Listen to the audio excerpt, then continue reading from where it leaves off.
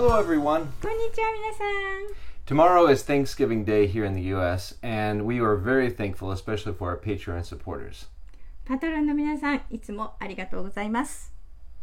So we thought we might look at a few Thanksgiving Day related vocabulary words in Japanese. Thanksgiving Day は日本語で感謝祭と言います。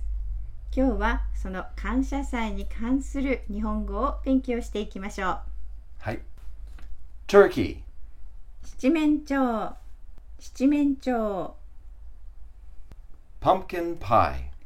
パンプキンパイ、パンプキンパイ。 Family. 家族、家族。